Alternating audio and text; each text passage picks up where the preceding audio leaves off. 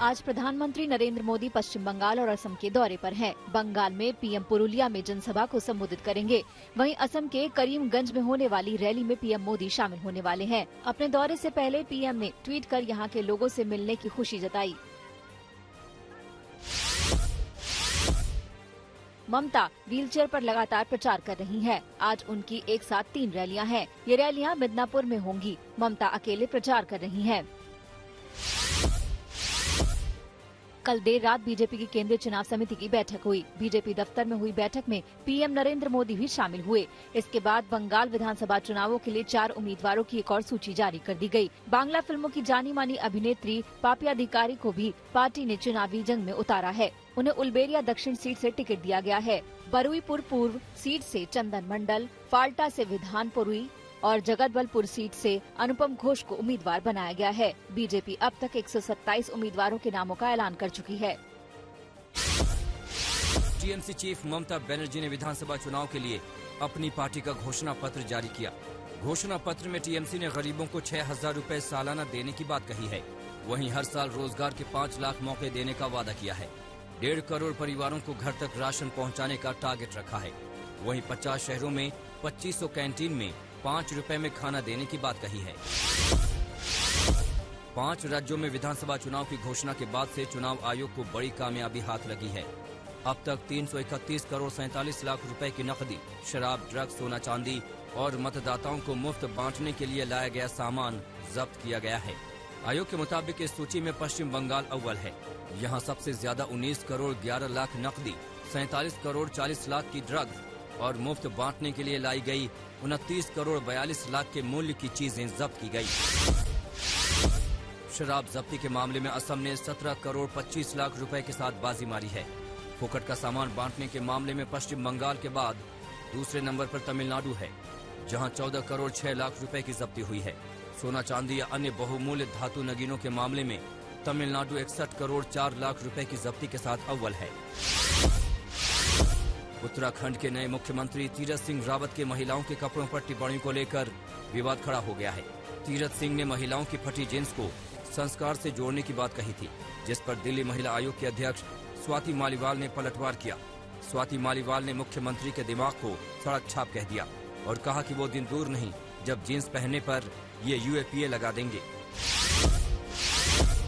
केंद्र सरकार की ओर से दिल्ली के एलजी को अधिक अधिकार दिए जाने वाले बिल के खिलाफ आपने जंतर मंतर पर विरोध प्रदर्शन किया। जंतर मंतर पर दिल्ली सरकार के कई मंत्रियों ने प्रदर्शनकारियों को संबोधित किया। अरविंद केजरीवाल ने कानून को दिल्ली सरकार को कमजोर करने की कोशिश बताया।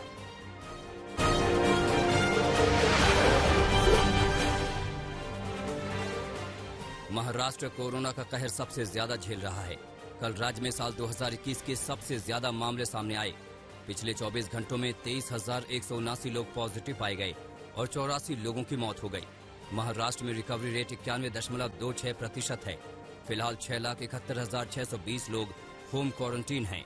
6,738 लोग इंस्टीट्यूशन क्वारंटीन में हैं। राज्य में 1,52,760 एक्टिव केस हैं। दिल्ली में कोरोना के कारण हालात अब बिगड़ने लगे हैं। पिछले 24 घंटे में 536 नए केस सामने आए हैं और 3 लोगों की मौत हो गई है। 1 जनवरी के बाद ये सबसे बड़ा आंकड़ा है। एक्टिव केस बढ़कर 2,702 तक पहुंच गए हैं। फिलहाल होम आइसोलेशन में 1,438 मरीजों का इलाज चल रहा है। स्वास्थ्य मंत्रालय ने देश में बढ़ते कोरोना के मामले को लेकर चिंता जताई है। स्वास्थ्य मंत्रालय के मुताबिक 16 राज्यों के 70 जिलों में कोरोना के केस बढ़ रहे हैं। यहां 1 से 15 मार्च तक नए मामलों में 150% की बढ़ोतरी हुई है। देश में एक्टिव केस 2% से कम है। एक्टिव केस में सबसे ज्यादा 60% हिस्सेदारी अकेले महाराष्ट्र की है। 45% मौतें भी यहीं हो रही हैं। देश के 50,000 अस्पताल ऐसे हैं जहां कोरोना वैक्सीनेशन का काम चल रहा है। अब तक 3 करोड़ 68 लाख लोगों को टीका लगाया जा चुका है। केंद्रीय स्वास्थ्य मंत्रालय ने राज्यों के हिसाब से वैक्सीन की बर्बादी की जानकारी भी साझा की है। इस सूची में पहला नंबर तेलंगाना का है, जहां 17.6% वैक्सीन बर्बाद हो गई। दूसरा नंबर आंध्र प्रदेश और तीसरे नंबर पर यूपी है। उत्तर प्रदेश के मुख्य सचिव ने कोरोना को लेकर नई गाइडलाइंस जारी की है।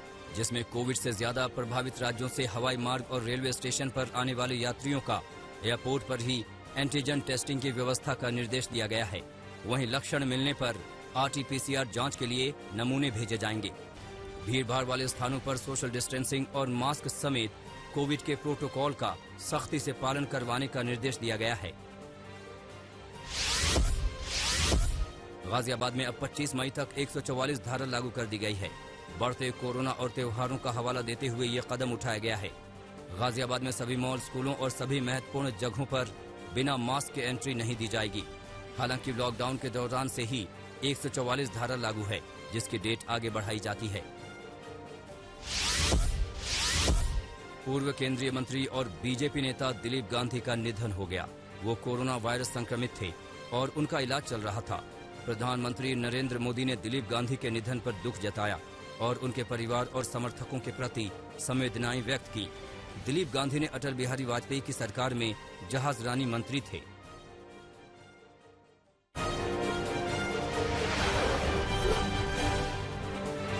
महाराष्ट्र के पूर्व सीएम देवेंद्र फडणवीस ने पीएम मोदी, अमित शाह और जेपी नड्डा से महाराष्ट्र के मुद्दे पर लगभग 1 घंटे मुलाकात की।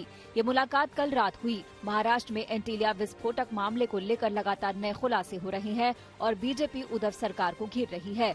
इस बीच इस मामले को लेकर शिवसेना और एनसीपी के बीच लगातार बातचीत हो रही है। एनसीपी चीफ शरद पवार, उद्धव ठाकरे और अपने मंत्रियों से मुलाकात कर चुके हैं।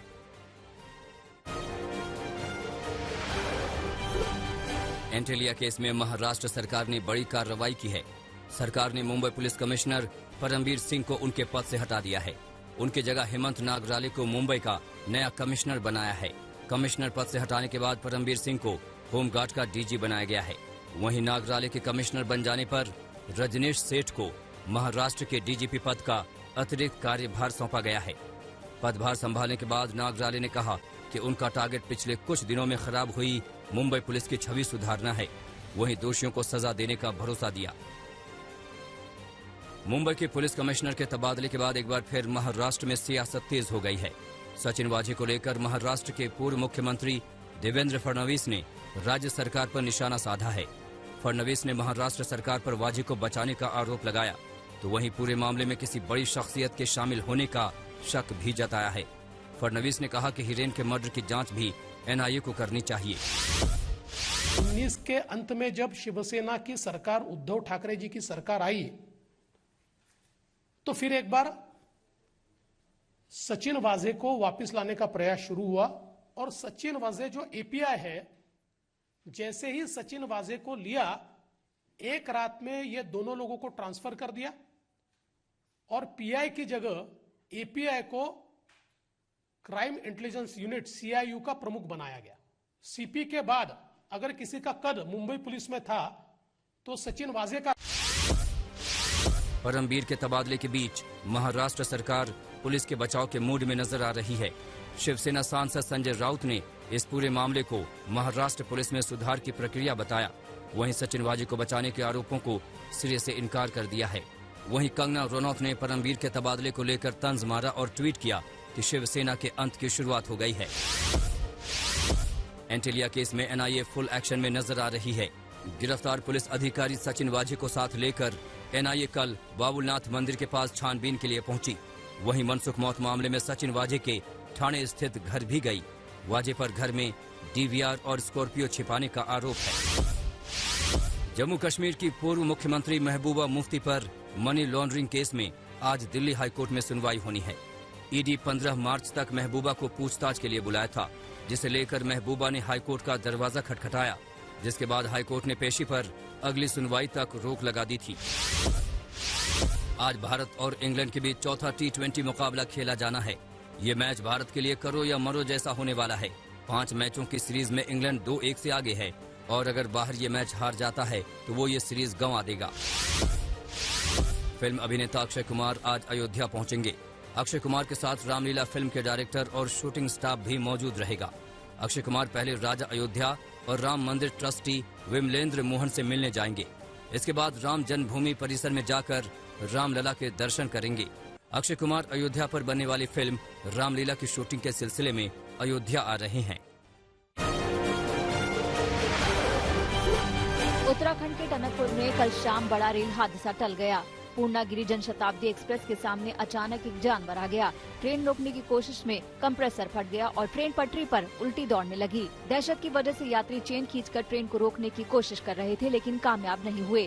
ट्रेन एक के बाद एक 9 क्रॉसिंग बैरियर पार करती जा रही थी। रेलवे अधिकारियों के मुताबिक करीब 25 किलोमीटर बाद पटरी पर बड़े पत्थर और लकड़ी लगाकर ट्रेन को रोकने में कामयाबी मिली। ग्रेटर नोएडा विकास प्राधिकरण ने फरमान जारी किया है कि नई कंपनियों में 40% नौकरियां लोकल युवाओं को मिलेंगी। ग्रेटर नोएडा प्राधिकरण के दायरे में करीब 1500 से ज्यादा औद्योगिक इकाइयां चल रही हैं। नई कंपनियों को भी प्लॉट दिए जा रहे हैं। ग्रेटर नोएडा अथॉरिटी ने नई कंपनियों में रोजगार के नियमों में संशोधन किया है। कंपनी को पहले ये लिख कर देना होगा कि वो लोकल लोगों को रोजगार देगी।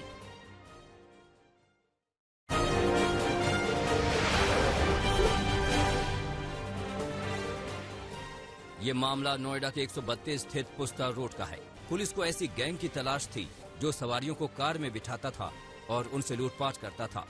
सूचना के आधार पर पुलिस ने 3 बदमाशों को रोका तो बदमाशों ने फायरिंग शुरू कर दी। पुलिस की ओर से जवाबी फायरिंग में 25,000 का इनामी बदमाश घायल हुआ है, जबकि उसके 2 साथी मौके का फायदा उठाकर भाग निकले। पुलिस अब भागे हुए आरोपियों की तलाश में जुट गई है। यूपी में रायबरेली की नगर पालिका में 2 कर्मचारियों की लड़ाई का वीडियो वायरल हुआ है। तस्वीरों में आप देख सकते हैं कि कैसे नगर पालिका सुपरमार्केट में काम करने वाले 2 बाबू आपस में लड़ रहे हैं। दोनों ने एक दूसरे को पहले गाली दी और फिर एक दूसरे पर तमाचे बरसाने लगे। दोनों एक ही विभाग में काम करते हैं। बताया जा रहा है कि यह विवाद वसूली के चक्कर में हुआ। वीडियो वायरल होने के बाद दोनों कर्मचारियों को निलंबित कर दिया गया है। पंजाब के मोगा में पुलिस को बड़ी कामयाबी मिली है। पुलिस ने यहां सोशल मीडिया के जरिए हनी ट्रैप में फंसाकर लोगों के साथ ठगी करने वाले 4 लोगों को गिरफ्तार किया है। इनमें एक महिला भी शामिल है। पुलिस ने ठगी के इस मामले में 11 लोगों के खिलाफ केस दर्ज किया है।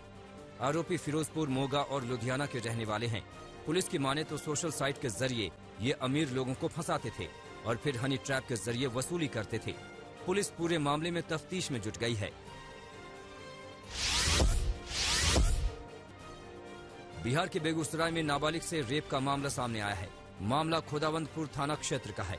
बताया जा रहा है कि नाबालिग लड़की अपने ननिहाल आई थी। यही नाबालिग आरोपी लड़की के घर में घुसा और रेप किया। घर वालों ने आरोपी को पकड़कर कमरे में बंद किया और पुलिस को बुलाया, जिसके बाद आरोपी की गिरफ्तारी हुई। इस मामले में पुलिस की भी बड़ी लापरवाही सामने आई है। पुलिस ने लड़की की मेडिकल जाँच 24 घंटे बाद कराई। अब केस दर्ज होने के बाद पुलिस आगे की कार्रवाई में जुट गई है। पटना के नौबतपुर में चोरों ने जमकर कहर बरपाया और एक शख्स की गोली मारकर हत्या कर दी। बताया जा रहा है कि चोरों का एक दल घर में चोरी करने के इरादे से घुसा, मगर घर के लोगों के शोर मचाने पर चोरों ने फायरिंग शुरू कर दी। पड़ोस के रहने वाले एक शख्स ने एक भागते चोर को पकड़ा, मगर चोर ने फायरिंग शुरू कर दी और उस शख्स की हत्या कर दी। पुलिस अब पूरे मामले की तफ्तीश में जुट गई है।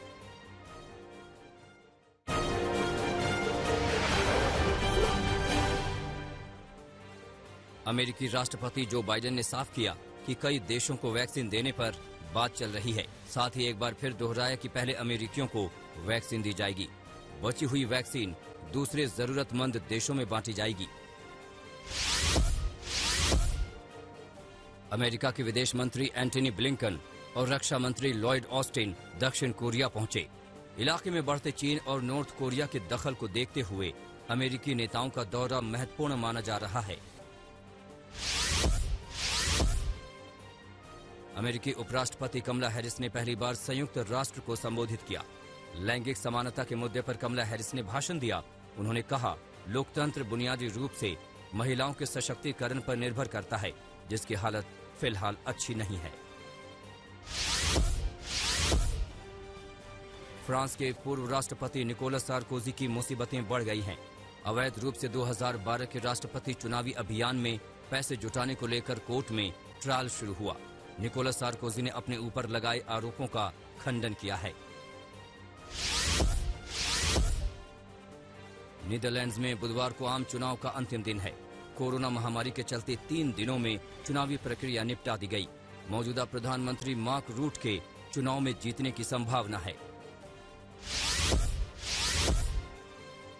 जापान की अदालत ने एक अहम फैसले में समान लिंग में शादी पर रोक लगाने को असंवैधानिक ठहराया।